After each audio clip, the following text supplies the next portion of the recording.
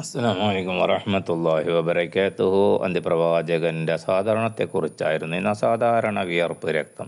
ഇനി നബി സല്ലല്ലാഹു അലൈഹി വസല്ലമയുടെ വിയർപ്പ് പരിശോധിച്ചാലും അവസാനിപ്പിക്കാത്ത അസാധാരണത്വം അതിനുണ്ടായിരുന്നുവെന്ന് കണ്ടെത്താനാവുന്നതാണ്.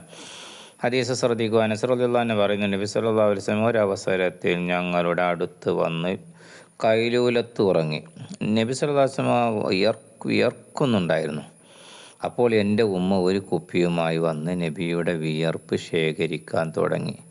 ഇതറിഞ്ഞ ഉണർന്ന നബി സല്ലല്ലാഹു അലൈഹി വസല്ലം എന്താണ് ഇനി ചെയ്യുന്നതെന്ന് ചോദിച്ചു.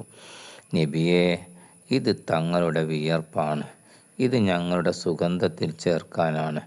കാരണം അങ്ങയുടെ വിയർപ്പ് സുഗന്ധത്തിൽ ഏറ്റവും നല്ല സുഗന്ധമാണ് എന്ന് ഉമ്മ മറുപടി പറഞ്ഞു എന്ന് മുസ്ലിം റിപ്പോർട്ടപ്പെട്ട 2ാമത്തെ വാള്യം 257 അപ്പം നബി സല്ലല്ലാഹു അലൈഹി വസല്ലമയുടെ വിയർപ്പ് സാധാരണ വിയർപ്പായിരുന്നില്ല എന്നും മറിച്ച് ഏറ്റവും നല്ല സുഗന്ധമായിരുന്നു അതെന്നും മേൽ ഹദീസ് നമ്മെ പഠിപ്പിക്കുന്നു.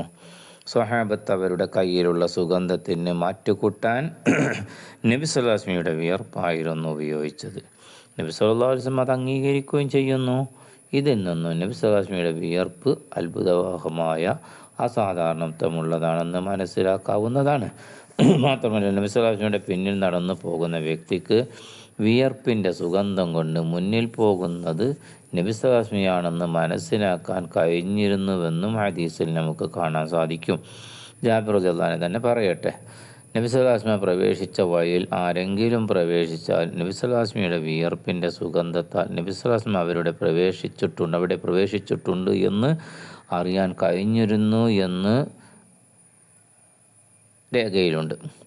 നബി സല്ലല്ലാഹു അലൈഹി വസല്ലം നടന്നു പോകുന്ന വഴിയിൽ പോലും പ്രവാചകൻ്റെ വിയർപ്പിൻ്റെ സുഗന്ധം അടിച്ച് വീശുമെന്ന്, അത് കാരണം ഇതിലെ നബി സല്ലല്ലാഹു അലൈഹി വസല്ലം കടന്നു പോയി എന്നറിയാൻ വരെ യാത്രക്കാർക്ക് കഴിഞ്ഞിരുന്നെന്നും മേൽ ഹദീസ് വ്യക്തമാക്കുമ്പോൾ നബി സല്ലല്ലാഹു അലൈഹി വസല്ലമയുടെ വിയർപ്പ് അസാധാരണമാണെന്ന് വ്യക്തമല്ലേ?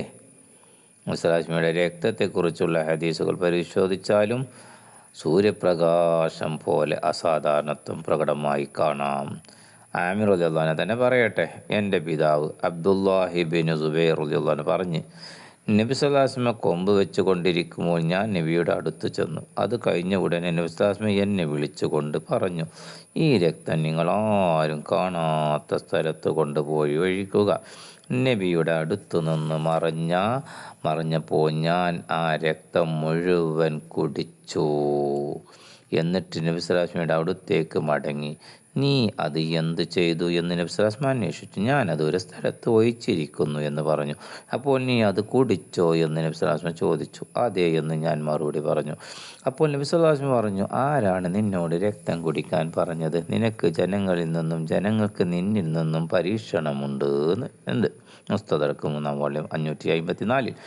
രക്തം കുടിച്ച സ്വഹാബിയോട് നിങ്ങൾ പരീക്ഷിക്കപ്പെടും എന്നാണ് നബി സല്ലല്ലാഹു അലൈഹി വസല്ലം പറഞ്ഞത്. ഇത് ആക്ഷേപമല്ല, മറിച്ചു അംഗീകാരമാണ്. കാരണം ഏറ്റവും കൂടുതൽ പരീക്ഷണങ്ങൾ അനുഭവിക്കുന്നവർ അമ്പിയാക്കളാണെന്ന് നബി സല്ലല്ലാഹു അലൈഹി വസല്ലം പറഞ്ഞത് കാണാം.